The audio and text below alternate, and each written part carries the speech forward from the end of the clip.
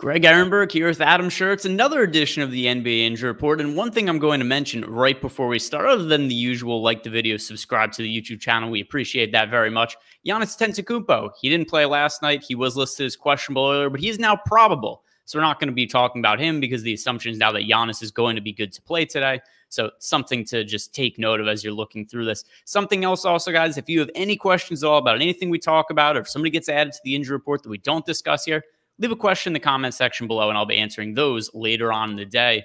But without further ado, let's talk about some of the players who are on the injury report. Not quite as lengthy today, especially since Giannis has been taken off the injury report.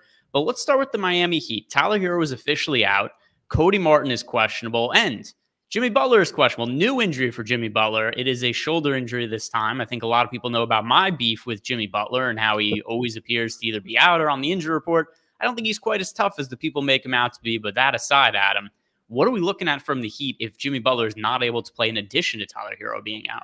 Yeah, I mean, it opens up plenty of usage. We know that, Herro is a high usage guy off the bench. Butler, obviously a high usage guy in the starting lineup.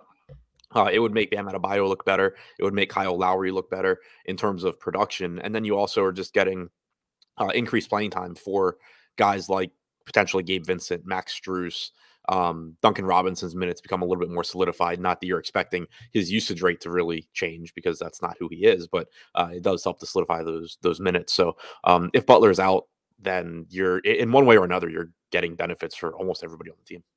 And then even if Butler plays, is there somebody you're really looking at as a strong option on Miami? Because we still do have Tyler Herro out, and Kyle Lowry is pretty reasonably priced. Is he somebody you think benefits the most? Or somebody else from the Heat that you would be looking at if Butler plays, since we have Tyler Herro out? Yeah, I mean, I think it makes Lowry look a little bit better just in that, maybe he plays an extra minute or two without Herro out there. He's fairly priced for sure. And then, I think that there's at least a chance that Max Strus picks up a few more minutes. He's only 3,400. He's certainly someone that we've seen in the past have big games when given the opportunity.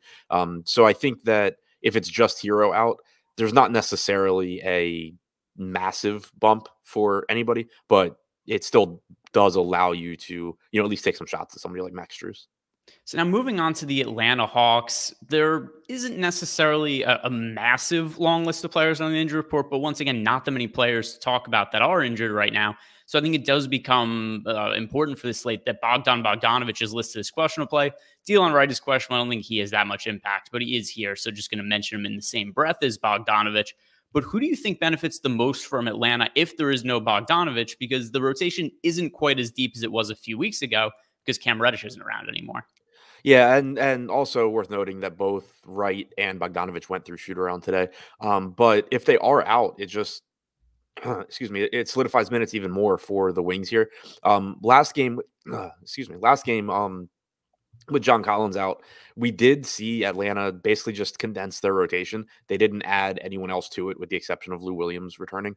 So you already can count on pretty substantial playing time for whatever wings are active, including Bogdanovic if he does play. But if he's out, it just makes DeAndre Hunter, Kevin Huerter, Danilo Gallinari look even better. Last game, for example, you didn't get Gallinari in the closing lineup. You got Bogdanovic. If Bogdanovic is out, there's a pretty good chance you're getting more minutes from Gallinari. All right, and the next team to talk about, the Boston Celtics, they do have pretty significant injuries because at the last injury report update, Robert Williams and Marcus Smart were both downgraded to questionable. Daniel Theis is expected to be active today. So, Adam, we've seen a lot from this team when Robert Williams is out. Al Horford benefits when Marcus Smart is out. We've seen extra minutes to go on the in the backcourt for Boston, but there's no more Dennis Schroeder there. Derek White's in his place. So a couple different moving parts and different faces involved from what we saw earlier in the season with Boston. Who do you think benefits the most in scenarios where Robert Williams doesn't play or Marcus Smart doesn't play? Yeah, I think it's kind of tough, but if Robert Williams doesn't play, I do think it's a benefit for Al Horford. You're just, getting more productive minutes from him when Williams isn't on the floor, and it helps to solidify his playing time. We've seen plenty of games where, Horford isn't in the closing lineup, and now they can go with Derek White potentially over Horford.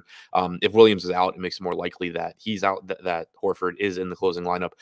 Daniel Theis is expected to be available. Maybe he starts in place of Horford. I don't know. In place of Williams. If he's out, typically in the past, we see Grant Williams start. I don't know, what route they would go here, but Williams is only 3,200. So if either of Williams or Tice start, then I think they're at least decent value options to take a shot at. And then with Marcus Smart, I assume it would solidify Derek White's minutes. Potentially you're getting more playing time for Peyton Pritchard, who played like 12 minutes last game. But I think that I would feel pretty comfortable if Smart is out in giving Derek White substantial playing time here. Yeah, and he's played really well with Boston. It's been, slightly less minutes than he played with San Antonio, but I think it's twofold. Number one, he's going to a new team, and I think he's getting acclimated. They also have more depth in the backcourt, so that's something else that's kind of limited his playing time. Without Marcus Smart, I do anticipate we'd see over 30 minutes from Derek White today. If you guys have not done so already, sign up for Yahoo Daily Fantasy Sports using the link in the description box we have below, because when you do sign up for Yahoo using the link we have, get yourself 1 free month of Awesemo Plus Platinum. Really good way to get access to all the tools that we have that you need to win money playing NBA DFS, player projections, ownership projections, our boom bust tool to highlight the best leverage plays on the slate. Really, really good, useful resources to make yourself a winning NBA DFS player. All right, moving on with the rest of the NBA injury report. And now we have to talk about the Indiana Pacers, a team that the front court minutes in particular have been really difficult to nail down ever since the trade deadline. So Sabonis is no longer on the team. Then we've got Isaiah Jackson is out today. Miles Turner is out. In addition, Chris Duarte is out today, and Malcolm Brogdon is questionable. Adam, this has been a really difficult team to navigate, but is there anything that stands out to you as a strong value option right now from Indiana? The whole team. I mean, it's assuming Brogdon is out. Like if Brogdon plays, then it makes it so like Halliburton, Healed are still reasonable, but if we assume Brogdon is out, you also have Duarte out. Halliburton's going to play a lot. Buddy Hield has been playing a ton of minutes. Even last game, he struggled, but he got up 13 three-point attempts. He just only made one of them. I will gladly go right back to Buddy Hield playing 36-plus minutes. But you're also getting a lot of playing time from Brissett. Jalen Smith started the second half in place of Duarte last game. I think there's a decent chance that they go back to him tonight at 3,900. He looks like a good value. Lance Stevenson, even assuming he comes off the bench, if Brogdon is out, should play enough minutes without Duarte that he looks like a good value. So really it depends on Brogdon, where if he's in, all of these guys I think are just sort of secondary options that look okay. But if he's out, the Pacers just across the board have tremendous value.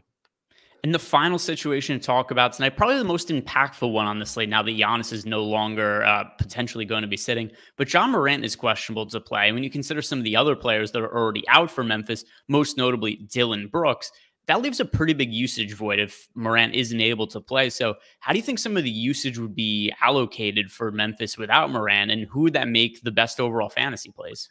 Yeah, I mean, if he's out, you get increased usage for Desmond Bane, you get increased usage for Jaren Jackson. So in terms of the normal starters for Memphis, that's where I think you see a lot of benefit. But then you also get increased playing time for a $3,200 Tyus Jones, potentially more playing time for $4,800 DeAnthony Melton. They both look better as well. Kyle Anderson potentially could play more. We know he can be used as a playmaker as well. So I think that you'd for sure be looking at more minutes for Tyus Jones, and he would look like a great value.